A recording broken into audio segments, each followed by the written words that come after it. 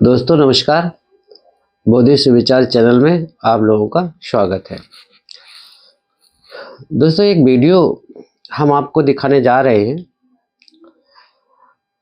इसमें जो आदि शंकराचार्य हैं, अभी मुक्तेश्वरानंद जी हैं, जो अपने आप को धर्म का ठेकेदार बताते हैं। उनके विचार बाबा साहब डॉक्टर भीमराव अंबेडकर के प्रति कितने कुत्सित विचार हैं। आज के समय में इस्लाम नहीं बल्कि अम्बेडकरवादी हिंदू धर्म के लिए सबसे बड़ा खतरा है। ये शब्द हैं ब्राह्मणों के शंकराचार्य अविमुक्तेश्वरानंद के। उम्मीद है आप ये विश्लेषण अंत तक सुनेंगे और अंत में अपने विचार कमेंट करेंगे। यह आदमी आए दिन कुछ न कुछ विवादित बयानबाजी करता रहता है। जैसे एक बार तो इसने ये तक कह दिया कि संविधान ने देश को 2 टुकड़ों में बांट कर रखा है।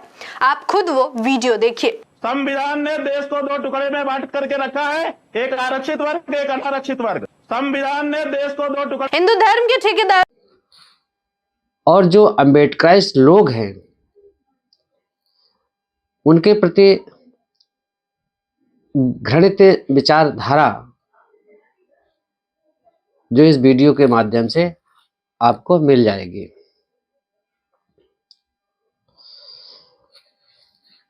लगता है कि बाबा साहब की विचारधारा अब इन ढोंगियों को चुभने लगी है और यही कारण है कि ये ढोंगी लोग जो है अनाप शनाप का प्रलाप करने लगे हैं। कारण ये है कि अंबेडकर विचारधारा को के जो लोग हैं वो सत्य और असत्य को समझ चुके हैं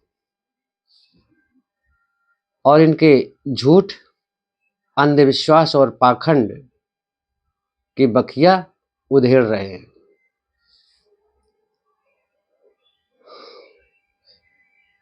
और इनका जो झूठ और पाखंड है उसका जो इनका धंधा है वो कमजोर पड़ रहा है और धर्म के धंधे में कमजोर पड़ने लगे हैं। वैसे इनके पास अभी भी वक्त है, जितने जल्दी हो सके बाबा साहब के सत्य ज्ञान को समझ लें, वही इनके लिए हित में होगा। बाबा साहब ने एक अच्छा वैज्ञानिक सोच वाला बुद्ध का जो धर्म है उन्होंने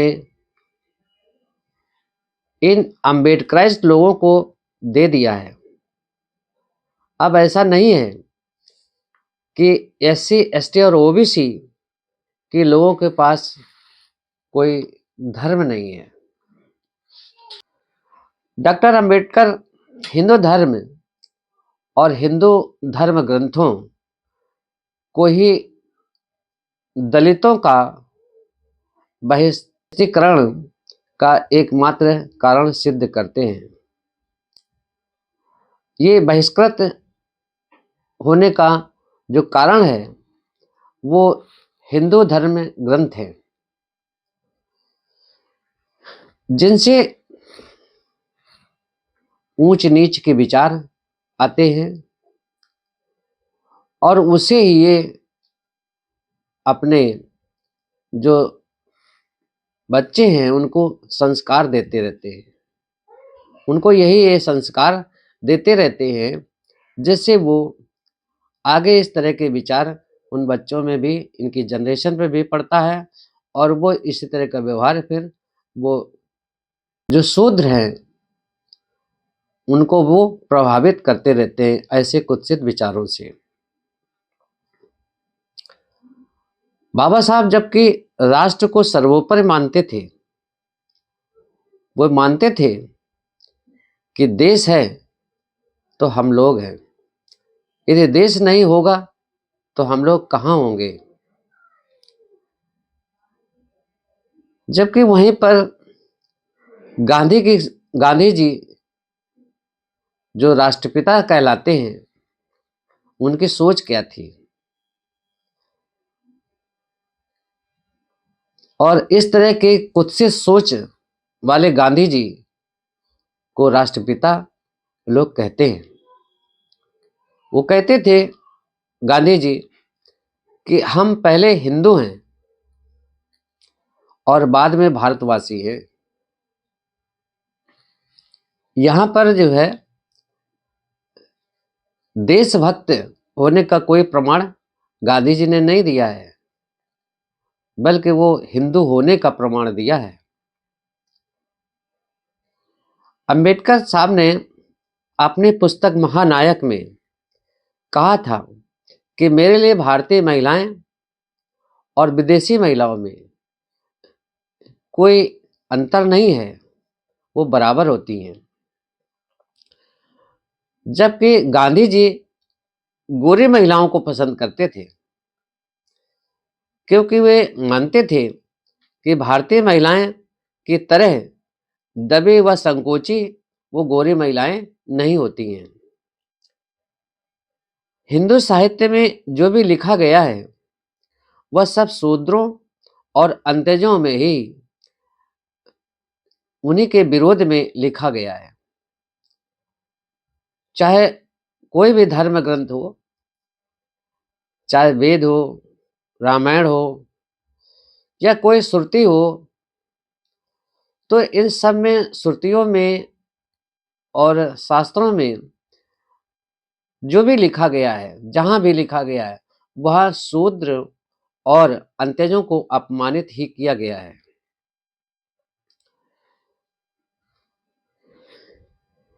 एक भी पुस्तक ऐसी नहीं है जिसमें शूद्रों और अंत्यजों को आगे बढ़ने और सम्मानपूर्वक जीवन जीने का अवसर प्राप्त हो। स्वामी दयानंद सरस्वती की ही बात हम करते हैं तो हम ये देखते हैं कि जो सत्यार्थ प्रकाश में उन्होंने लिखा है, वो वर्ण व्यवस्था के बड़े ही पक्षधर थे। वो मानते थे कि वर्ण व्यवस्था हमारी एक ऐसी व्यवस्था है जिसके आधार पर हम पूरे जन समूह को नियंत्रित करते हैं, प्रबंधन करते हैं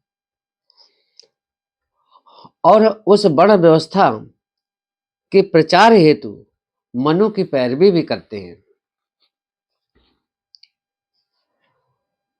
आखिर मनु कौन होता है जो किसी को शूद्र और अंत्यज बनाए और स्वयं ब्रह्मा के मुख से पैदा होकर के अपने को उच्च श्रेणी में बांट ले। उसने अपने को पैरों से पैदा होने की बात क्यों नहीं की। इसका तात्पर्य यही है कि भारत के मूल निवासियों को गुलामी थोपना था, क्योंकि उसे अपनी सेवा करवाने हेतु गुलामों की आवश्यकता थी। बाबा साहब ने 31 जनवरी 1920 में मूक नायक समाचार पत्र शुरू किया। मूक नायक आरंभ होने का विज्ञापन बाबा साहब ने तिलक के समाचार पत्र केसरी में छपवाना चाहते थे, किंतु तिलक ने ऐसा करने से इनकार कर दिया था। वो इसलिए था कि वे नहीं चाहते थे कि दलितों में जागरूकता उत्पन्न हो। अंततः सच तो यही है कि जिस धर्म में ऊंच नीच भेदभाव हो, वो धर्म हो ही नहीं सकता है। वो सिर्फ मानवता को शर्मसार कर सकता है, मानव में भेद पैदा कर सकता है, आपसे नफरत को वो जन्म देता है। दोस्तों, आज का वीडियो यहीं समाप्त करते हैं और इस वीडियो को आप लोग सब्सक्राइब करें, लाइक करें और शेयर करना जरूर करें, ना भूलें, क्योंकि शेयर करने से आपके दोस्त, आपके मित्रों के पास ये वीडियो जाएगा तो अधिक से अधिक लोग बाबा साहब की बातों को समझेंगे और ये कुत्सित विचारधारा वाले जो पाखंडी हैं वो उनके विषय में भी सोचना प्रारंभ कर देंगे। और बाबा साहब ने जो कहा कि शिक्षित बनो, संगठित बनो और संघर्ष करो, वो उसके विषय में सोचना प्रारंभ कर देंगे। हमें एक बुद्धिस्ट राष्ट्र बनाना है, एक बुद्धिस्ट समाज को हमें बनाना है, इसलिए सभी लोग बुद्धिस्ट समाज बनाने के लिए प्रयत्न करें, बुद्धिस्ट राष्ट्र बनाने के लिए प्रयत्न करें।